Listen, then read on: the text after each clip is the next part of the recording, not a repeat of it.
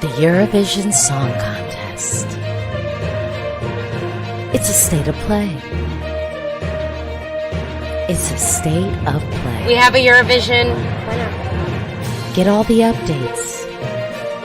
Join the conversation with Alesia Michelle. Sean, who are you wearing?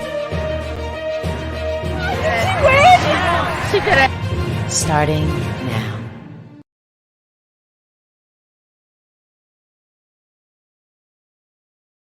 Oh my goodness, oh my goodness. I'm so excited to be here. It is time for another Eurovision State of Play episode.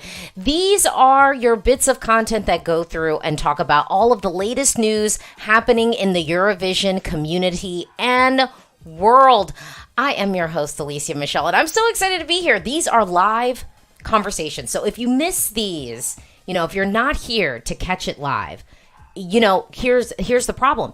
You probably haven't liked my channel. You probably are not subscribed, and you don't want to miss any of this Eurovision content. I know that you don't. So please take this opportunity right now to like this video and to subscribe. Okay, so it's been really interesting. Oh, it's so many folks. Oh, hello. Good evening from the Netherlands. Okay. Hello, the Netherlands. Joost. Hello, Papa. Is he your Papa? I don't know. Hello, folks from Brussels. I'm excited because we got a lot to talk about. This has been a very interesting Eurovision week, right? Like we had like some real news hit this week. And so I typically start these videos off and talk about like kind of the latest things that the EBU has put out. And so we kind of go through Eurovision.tv, we look at their channels and things like that, and we kind of use that to sort of figure out like what is going on. So I'm going to kick off with the big banner piece of news that dropped this week because it was a big piece of news. Let me just flip this over a little bit. So I don't want you to get my face cut off. You need all of this, right? No, you really don't. Oh my goodness, from Portugal. Oh, it's so, Cypriot. Okay, Malta. We got Malta in the building. Okay. So let's hop into the big thing that hit this week. The EBU had to put a statement out and so the title of this press release is EBU Statement on Abuse and Harassment of ESC 2024 artists. Now, for those of us in the Eurovision bubble, we know that this is not the first time that the EBU has had to make a statement sort of related to online chatter and like the energy and the vibe and sort of the vitriol that sometimes spills out on the internet. Now, this is different because it's sort of I think before it was sort of unprompted kind of things, but this is a very targeted piece. So I'm going to read out some bits of this statement. So it kicks off. The European Broadcasting Union acknowledges the depth of feeling and the strong opinions that this year's Eurovision Song Contest set against the backdrop of a terrible war in the Middle East has provoked. We understand that people will want to engage in debate and express their deeply held views on this matter. We have all been affected by the images, stories, and unquestionable pain suffered by those in Israel and in Gaza. However, we wish to address the concerns and discussions surrounding this situation, especially the targeted social media campaigns against some of our participating artists. So, the decision to include any broadcaster, including Israeli's broadcaster Can in the Eurovision Song Contest, is the sole responsibility of the EBU's governing bodies and not that of individual artists. Okay, y'all heard that? You know these artists. And I mean, I feel like for most of the people in our bubble, we get it. Like we know. We know what the space is. We know the temperature of our community and what it can be. Because, I mean, when you feel passionate about stuff, and I mean, with the backdrop of Eurovision being a competition, no, it's not all about competition, but with that backdrop, it's already going to elicit some passionate things. And if you like love your country, if you love the artist that's representing your country, you want them to, represent you holistically. So, one of the pieces that I felt was really key to note, because here I am, like on the internet talking about Eurovision. But here, one of the other pieces in this statement, however, we strongly, or maybe I should say this, the EBU has previously explained the reasoning for the inclusion of Cannes and the differences between them as an independent broadcaster and previous participants who were excluded. Constructive debate is a positive consequence of such decisions. However, while we strongly support freedom of speech and the right to express opinions in a democratic society, we firmly oppose any form of online abuse, hate speech, or harassment directed at our artists or any individuals associated with the contest. Okay, so the EBU sets up. So I want to see what some of y'all have. Okay, let's see what the comments are talking about. So Seba says EBU finally acting like the adult in the room. Thank God. Okay. Oh wait, here we go. Username says one word answer. One country is participating and can clean their image and the other can't. I don't care. ESC made a choice and these are the consequences. Das Mystery Man, casuals think it's about a certain country, but it's more because of Ali Alexander. I feel bad for him and I hope he could mentally be healthy at least before rehearsals. The only Nintendo, let's not hate artists. Angus says Bambi Thug put out a very good statement. They plan to use the Eurovision stage as a platform to campaign for a ceasefire and will likely have Palestinian flags on stage. Basically will be an icon. Bruno says, as a Euro fan, I can say that Euro Twitter contributes a lot to that harassment. Thomas, there's a part of me that thinks this is much too late. And so, yeah. So let me just say my take on the statement. Look, any type of statement like this that any type of organization is going to put together that is representing like a big brand and also representative of a whole bunch of voices, that those voices probably don't always equal out to being a succinct and beautiful sounding chorus. There might be some dissonance in there. There is no statement that the EBU was going to be able to put out that was going to appease everybody. It was not going to happen. Living in the reality that they would have done something that was going to please like one party or the other party is just not the reality with which they can operate in. That's just not how this stuff happens. And as someone who works full time in an organization that represents actual people all across, not just the United States in a sense, or the continental United States or the States, we represent folks in Canada and whatnot, you know, and are part of a global movement, you're never going to be able to craft things that are going to make people happy, like, or make everyone happy. That's not possible. Or even stuff that might feel strong enough to make one sort of faction feel more confident in you. So I wasn't looking to this statement to be anything, but I think the fact that they put out a statement acknowledging sort of the environment that has been created this year, I think is really powerful. And as someone who would be, I guess, included in that statement as individuals associated with the contest, I appreciated feeling like the EBU can see a little bit of just, quite frankly, the garbage that is proliferating in some of the comment sections, though really, and I think there's a difference between people saying this is what I feel and this is what I'm passionate about. Look, if you are passionate about Palestine, yes, hold that passion. If you are a passionate Zionist, okay, you're holding that passion. I'm not here to try and change your mind. I'm here to talk about some songs, okay? But I'm not here to change your mind. And I just want to say that people need to be mindful of the environment with which they are creating and recognizing that some people might not want to enter that environment if it feels hostile or like overly aggressive. Okay? Okay, just wanted to say that. Pino says Eurovision should not be political, and to expect a political statement from the EBU is so WTF.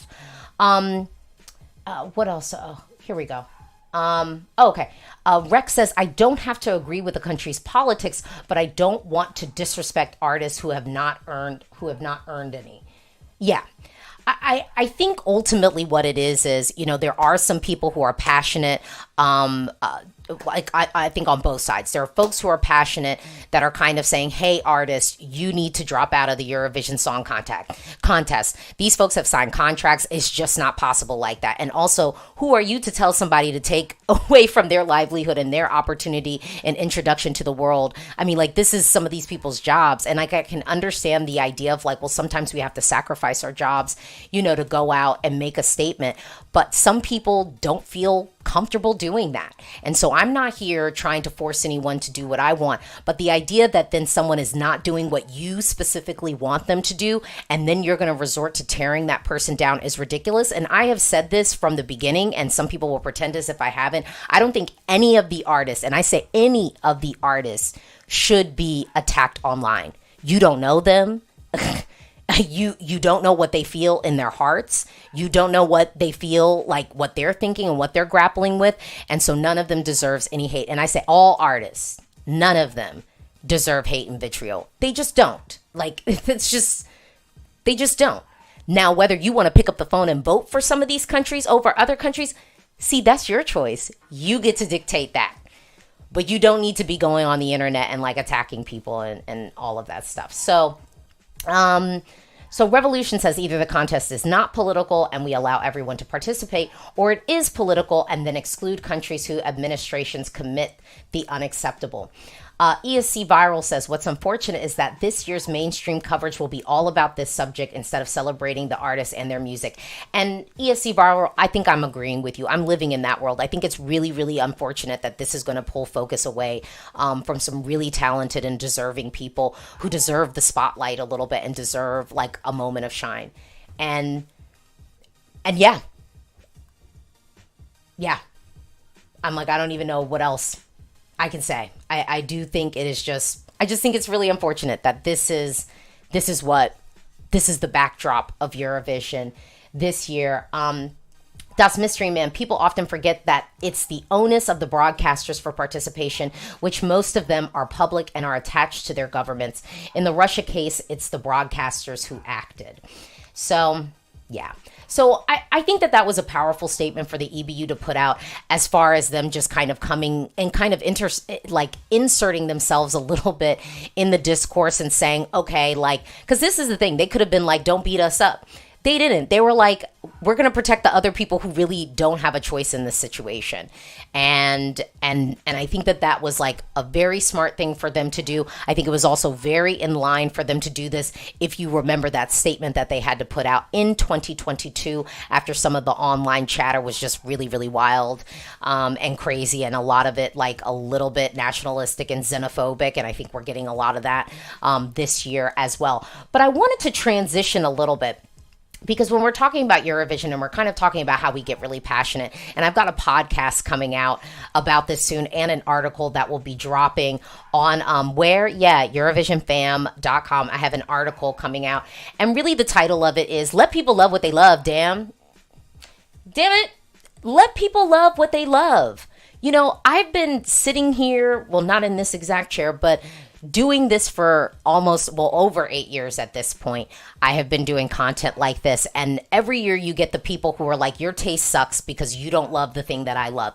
But you know what's really become a thing that I would say is like crazy now, that I'm like shocked, is a thing that now people are upset because I could literally sit here in this chair and tell you like, I love a song, I really, really like a song, but then you're going to tell me that I don't.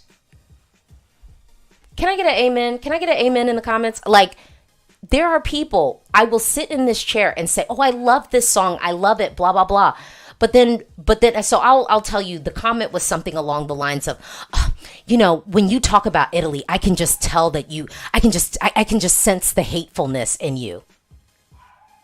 What? And y'all know I don't really sit up in this chair and curse, but like, what the fuck is wrong with you? Like, what is wrong with you? I can literally sit here and say that I love a song, and you will pretend like I don't. What would I get out of sitting up in here telling you I love a song that I don't love? What would that get me? Likes, views, subscribes? I'm not here for the likes, views, or the subscribes. I'm really not. I'm here for the conversations that we get to have. Come on now. I'm here for community. I've been very clear about that. Like, I'm like, if I wanted like likes and views, I would just be reacting to everything. I would just be sitting in the chair just doing reaction videos, and just doing it for the masses. Because, YouTube prioritizes reaction videos. If you didn't know that, they prioritize those. They deprioritize things that say review in them. Like reactions is what they prefer, not so much reviews, not so much discussions. Even live streams, they don't even prioritize that much. So there are things that I could be doing if I was really just trying to like appease the masses. Clearly, I'm not doing those things. So like, what is that? Can y'all just tell me? Let me just, okay. Okay. Kane Allen, the gaslighting by fans when it comes to fan favorites is unreal. What do we got? Username, they want nothing less of you than living and breathing a song. And guess what? I mean, and how many times do I have to tell y'all? I have 22 songs that I love this year. There are 22 songs on my Eurovision Faves playlist. Even in 2021, I think I had 15 or 16. I have 22. 22 that I can't bear to leave off the playlist. I promise you. It's crazy. Soul 501. Some people really be wanting to find something to be mad about. I mean, like, really? Like, I think I ended up replying, like, get a hug. Like, find someone to love you. Because, like, what is this? Like, what is this? I don't get it.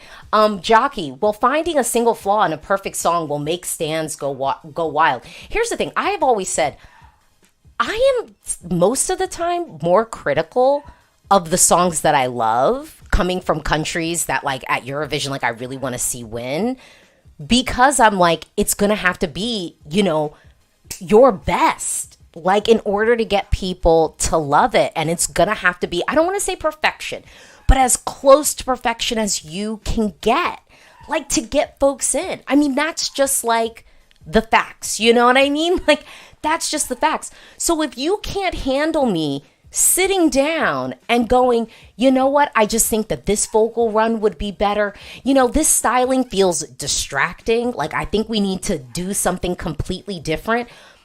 This girl does not look good doing choreography. She's marking it. She's not dancing full out. If you cannot handle that, I don't even know how you follow the Eurovision Song Contest. Are you heartbroken every year?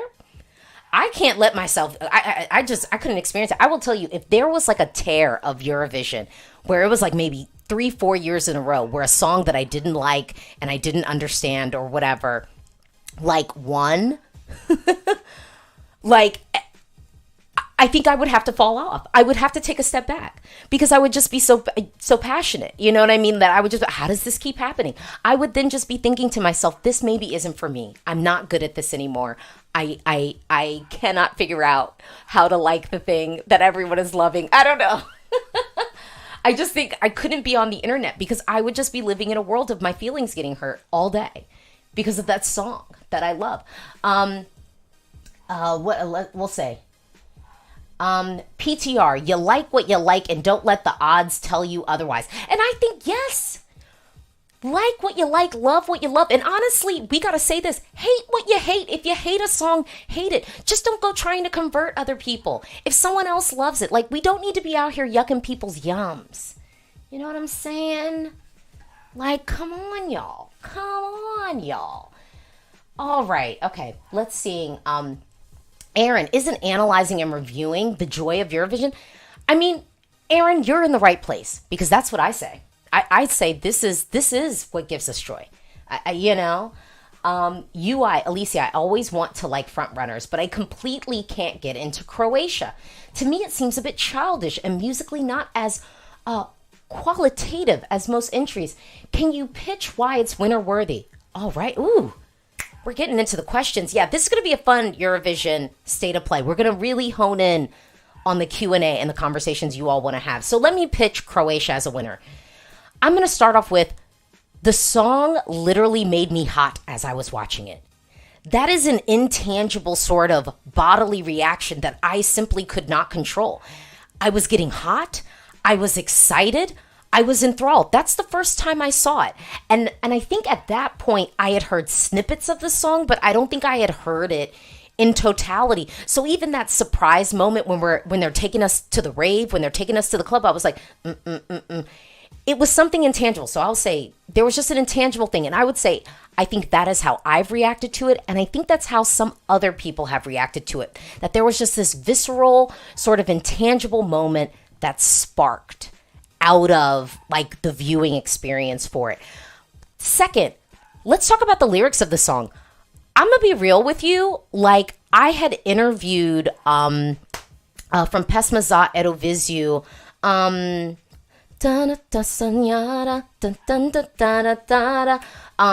Eva Lawrence. And one of the things that she sort of talked to me about was this kind of Eastern European migration, like this and Balkan migration, this idea of like, oh, well, you can't stay here. Like, you know, once you get to a certain age, you've got to go off. You've got to go to the city. Either that means like you go and study for college, you know, and the expectation isn't even necessarily that you'll come back. And I think it's an interesting story that I think periphery some folks know, but it's like a real thing. Like there's actual depth to this. It's a narrative that we haven't heard, and a narrative sort of happening, this sort of Balkan European narrative being on the Eurovision stage. Not crazy, you know, not necessarily like a crazy thing to think, if that makes any sense. Like the fact that we would have this sort of narrative playing out at Eurovision. So I think the fact that there's actual like storytelling, there's actual narrative involved in that, I think is notable and I think fair. I should say, I think that that's like a fair thing for folks to sort of latch on to, because songs can be, music can be storytelling. So I'd say that. The next thing is, I will tell you, when I saw this performance, I think it was probably the second performance that actually felt like, oh, this is giving me that Eurovision like ready feel. And then I'd say soft skills thing. Croatia ain't won before, and we need a Balkan win, and we've been hungry for the Balkans to give us something. And I think, you know, Serbia's been coming through. Y'all know I love Serbia. Slovenia has come through before, and y'all weren't checking for it. But when the collective community sort of said like, we want to rally around this, I'm not mad with rallying behind it, because I like the song. I think it's also a metal song. I think some people are thinking the track is more out of the box than what it really is. And so maybe, I don't know, maybe you're a person who maybe needs something a little bit funkier. Maybe you need something a little bit more risky. Because honestly, Rim Tim Taga Taga Dim, I think Cha Cha Cha was far more out of the box than this one. This just feels like a metal song. There's no going back. Oh, there's call and response in the song. It's inviting us to be a part of it. I think that that's a key element of Eurovision. I don't know. That's what I'm going with. That's what I'm going with. I don't know. Okay, wait.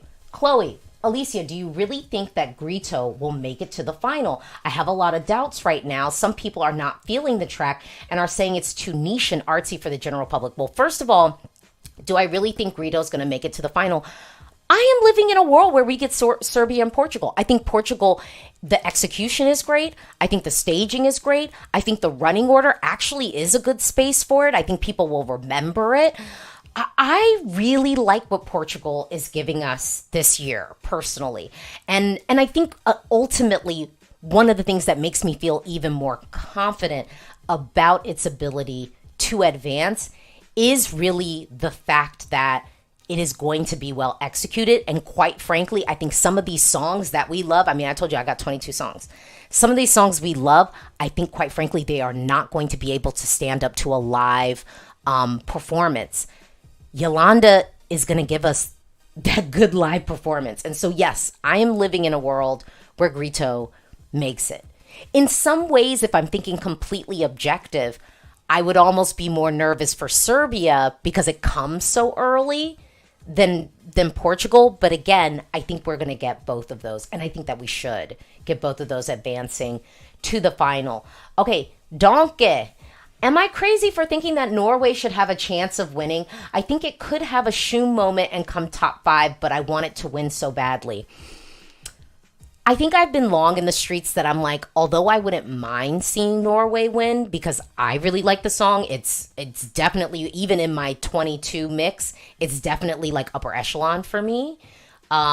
So, but I am realistic that I just don't think it's going to happen.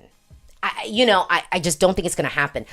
And I don't think it's going to happen because I think we have to contend with some of these other winner potential tracks. Diogo, which songs do you think are more underrated? I think the Fandom is underrating Luxembourg.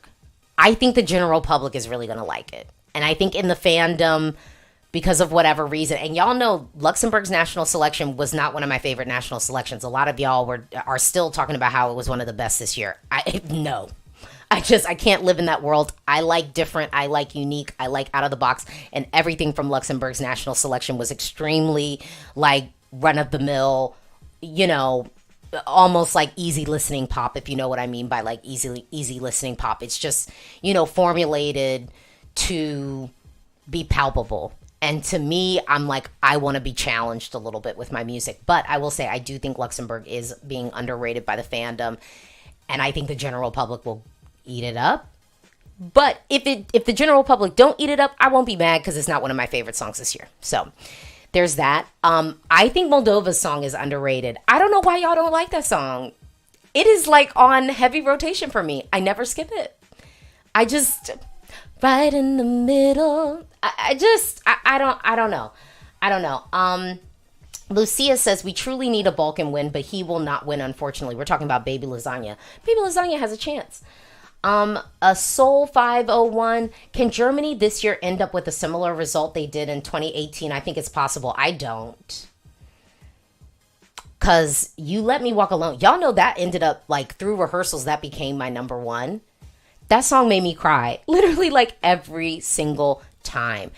Always on the Run does not have that, I think, visceral personal story in the forefront narrative to be able to pull on the heartstrings in the way that Walk Alone cakewalked. Because low-key, even that year, I would have been happy seeing Germany win that year because it was just so good. And the vocal, love it. And you let me walk. Okay. Pasta Sauce says, Baby L just has the it factor. He owns that stage. It's something you are born with, that rock star energy. It is weird. I wish that I could break down more concretely a little bit of the magic of Croatia's entry this year. But I think the reason why I can't break it all down is because it really is, it's all kind of the intangibles that work up into just this sauce of momentum that Croatia really can ride. And if they're able to execute this well on the Eurovision stage, yeah, I think it's really possible for Croatia to win. Dave says, I'm not feeling Grito at all. High potential for a non-qualifier. Well, I hope you're wrong, but we will see.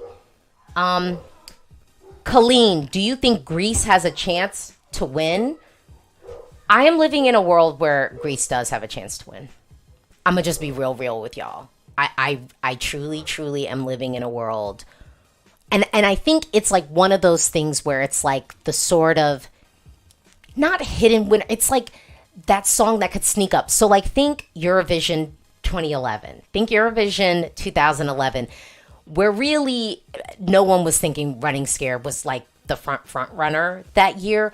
But because you had people all over the place, like I think in the voting, it was sort of like the inoffensive thing just ended up rising to the top. Now, conversely with this year, I think Marina has something that's out of the box. It's daring, it's challenging, and I'm living with hope that it will be executed well. And if it is executed well, I could see a path. But maybe I'm just saying that because I do love the song. It's one of my favorite songs this year. So that's the bias there. Gabrineg, I think we might lose Slovenia. Raven dropped to 11th in the odds. Oh, really? Here's the thing. We gotta wait on this execution, y'all. I think that's really the thing that I'm holding tight this year, is that I think we gotta keep an eye on that execution. Let me hop into some of these comments. Hot K-Pot. K-pop tea. I would be so happy if Greece won. Ira Zef says, Dance You Off 2018 was so overrated. It's a clear example of how Sweden is so overrated every year. Why is that? Sweden executes well and Sweden plays to the crowd. A lot of countries will try and buck like what people want from them. Sweden plays to the expectancy that people have for them. Do I need to explain that a little bit more? Here's the thing. I'll say, if I was talking, I'll just use an example. I think we've been telling Ireland that, is Ireland a good, yeah, I think we've been telling Ireland, like, give us Celtic sounds, like, give us Enya, like, give us something that feels Irish. And to be fair, Bambi, I think, actually is kind of giving us that without it being cliche. But, sometimes you just got to give the people what they want. And I think with Sweden, they are clearly giving the people what they want. If Sweden non-qualified one year, then yeah, that might give them a wake-up call. But they keep qualifying and they keep doing pretty well. The only year that I think they got a little bit of a tumble was Voices. Rightfully so, because that sounded like an X Factor generic song. But guess what? It really shouldn't have even qualified, but y'all let it qualify. People picked up the phone. Juries let it qualify, but it would have qualified even with televoters. So I think that's why, there's this, people saying Sweden is overrated. Are they, or just in the fandom, are we, getting sick of the shtick? And I think in the fandom, we're getting sick of the shtick, but clearly the general voting public in Europe ain't sick of it yet, because ultimately Sweden does do it well. So you got to give them that credit. They are doing it well. Oh wait, someone said Raven is back in 10th again. All right. But execution, y'all, it's gonna come down there. FF, Alesia, can you make a case for a Dutch win? I don't want to repeat it because I think I've already done it. So if you haven't heard it, you should hop into some of the other content because I've done it. I could see this easily being like top 3 with the televote, and then I could see it being top 5, if not top 4 with juries, just based off the fact that people, know who he is. I think it is going to be well executed. So we'll see. But the jury could tank it. And if the jury tanks it, then obviously it's not going to be a possibility. But I do think the Netherlands is going to be top 3 in the televote. And I'm not mad at that. Okay. Woo, woo. I'm like, so many comments. Okay. Here we go. Thomas says, Alesia, I think people underrate Australia and Azerbaijan. I think one of them, if not both, can qualify instead of Portugal, especially Australia, who is very popular with my non-ESC friends. I'm going to tell you right now, Azerbaijan, it would be an uphill battle. I don't think the song is inherently bad. And also, we know Azerbaijan will invest in that stage and will look real good. But I don't think that Australia and Azerbaijan being next to each other really does either of them favors. Here's the thing, though. Australia has the thing that I think will actually elevate and will advance.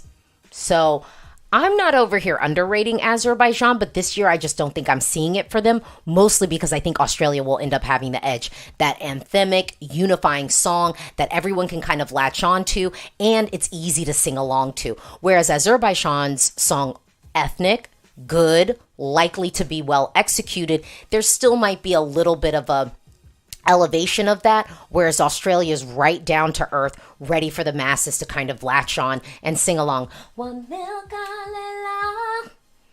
it's raining. Okay, sorry. Here we go. Gospodin, can we have Ireland winning? It would be so iconic. It's not gonna win, but I would love it. And low-key, y'all, I wanted Ireland to win. After Sweden, making it so they had to be tied, I was like, you know what? If Ireland can come back here and just like scoop that title back up, wouldn't that be iconic? I don't think it's going to happen, but I would be here for it. Gospodin, what do you think about Belgium's chances after that pre-party performance? It didn't look good. I did not watch it. I didn't watch it, so I don't know. I think Musti will be fine. Also, pre-parties are weird. The sound is off. The space isn't necessarily like vocal moment optimal. You know what I mean? It's not necessarily the best, kind of environment if you've got kind of this dramatic like song. I think it, you know, pre-parties lend themselves to the bops.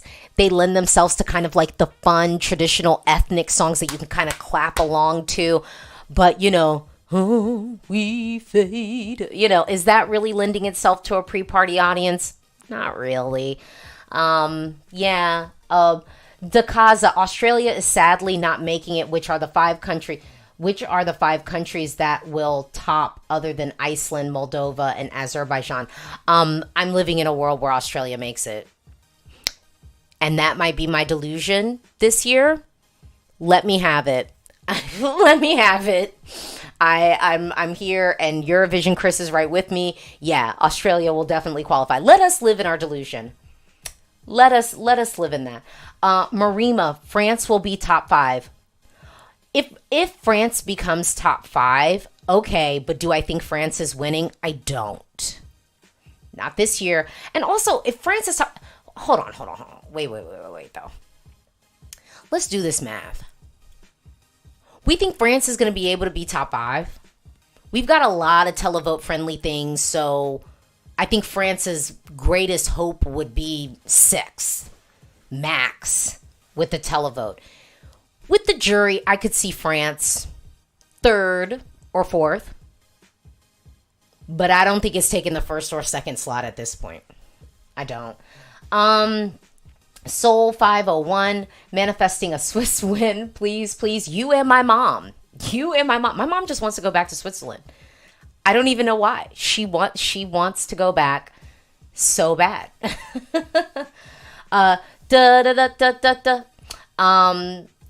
I am really not judging pre-party vocals since the sound is never made for recording, rather the live crowd. Yeah, I mean, the sound at the pre-parties is just not great, so meh. Alamos, no, I don't know. Mal Zinhober. Y'all, I'm sorry. I butchered that. Why is the UK so underrated? I predict top 10. I'm not gonna lie. I don't know if it could be top 10 because will televoters pick up the phone for it? It will be in my top 10 if it's executed well, and I think it will be. I just think that this song, when you're really listening to the Eurovision playlist, it truly does stand out. Where are we going? Wait, Josh C., who are we sacrificing in semifinal 1 to make room for Australia? Y'all, I feel like I've had these conversations already. Must I?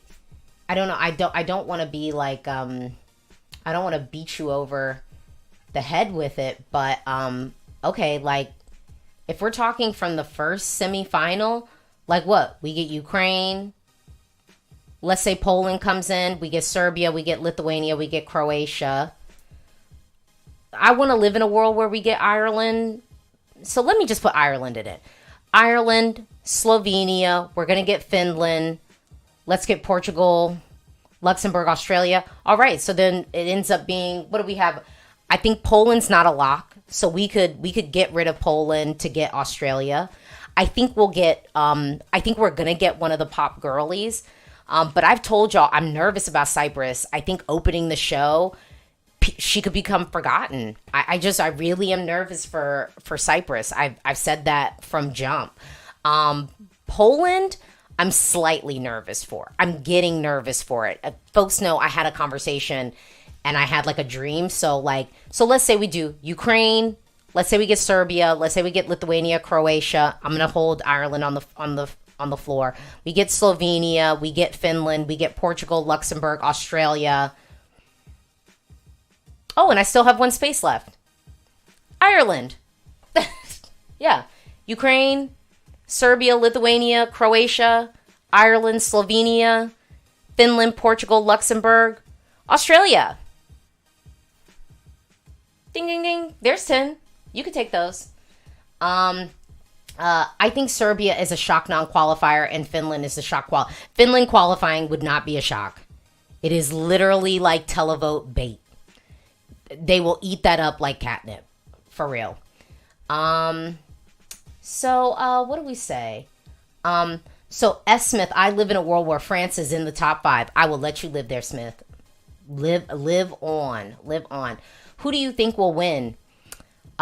We've talked about this before, and actually I have a live stream coming up next week that is all about predicting the winner. So we will table that for that. Well, oh my goodness, that was a jam-packed state of play and a great conversation for us to have together. If you haven't already liked this video, please like this video and please do subscribe. I have so much content for you. Like I said, next week, we're just going to be having a winner potential conversation. Just banging out the winners, doing some math. Yes, y'all, math. We're going to do numbers. We're going to do numbers. Some of y'all will be like, well, I don't really like math or numbers, so I'm not here for that. But thank you so much for watching. I really, really do appreciate every like and subscribe. I'm not here for the likes and subscribes. I'm not pandering for it. I'm here for the conversation and for the community. And so I can't do what I do unless you all were here following, liking, subscribing, and joining in on the conversation. This is going to be a very interesting Eurovision year. We have so much to break down and talk about. And I'm telling you, we're going to lose some good songs in those semifinals. We're going to lose some songs that we love, period. It's just going to happen. It's just going to happen.